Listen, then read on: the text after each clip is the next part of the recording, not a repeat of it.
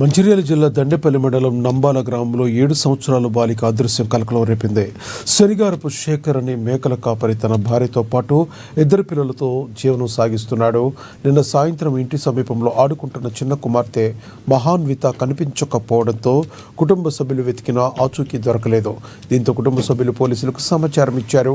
ఘటనా స్థలానికి చేరుకున్న సిఐ రమణమూర్తి, దండేపల్లి ఎస్ఐ తాసిద్దీన్ ఆధ్వర్యంలో కేసు నమోదు చేసి వెంటనే దర్యాప్తు ప్రారంభించారు.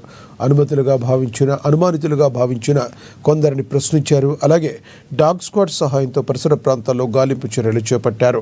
గ్రామస్తులు ఈ ఘటనతో తీవ్ర ఆందోళన వ్యక్తం చేస్తున్నారు. చిన్నారి సురక్షితంగా తిరిగి రావాలని గ్రామ ప్రజలు కోరుకుంటున్నారు.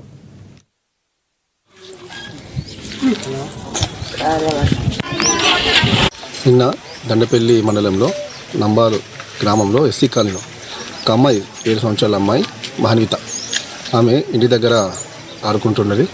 7 గంటలకు ఇంటికి వచ్చింది. మళ్ళీ ఆడుకుంటూనే వెళ్ళింది. తర్వాత ఒక అరగంట తర్వాత తల్లిదండ్రులకు పాప రాకపోవడంతో మొత్తం పాప కనిపిస్తుందని చెప్పి వెతికారు. వెంటనే మాకు పోలీసులకు సమాచారంగా మేము కూడా రాత్రిపూట వచ్చేసి పిల్లలు వెతికాము. ప్రజెంట్ మిస్సింగ్ ఉంది పాప. దానికోసం డాగ్ స్క్వాడ్ పిలిపించి ఇన్వెస్టిగేషన్ చేస్తున్నాము. ఇంకా అన్ని కోణాలు కూడా దాని గురించి దర్యాప్తు చేస్తున్నాము. దీనికి సంబంధించిన కేసు కూడా నమోదైంది.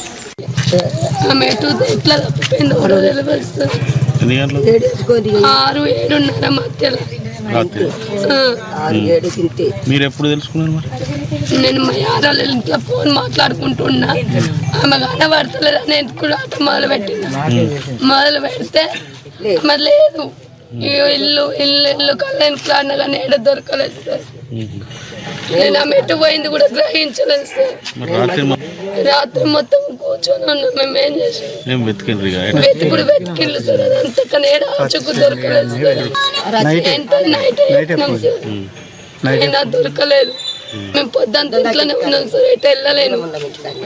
పాప కూడా ఎటు వెళ్ళలేదు. తిరిగి షాప్ల కొంట కూడా అటు ఇటు వెళ్ళలేదు. ఆమె నిన్న స్కూల్కి పోలేదు సార్. ఇంట్లోనే ఉంచుకున్నాం. పండుగ పెట్టుకున్నాం. ఈయన మంచి పాల్కున్నాం. ఈయన వండుకున్నాము. ఆమె గాలిలో ప్రభాకర్ వాళ్ళ ఇల్లు కూడా దాటది.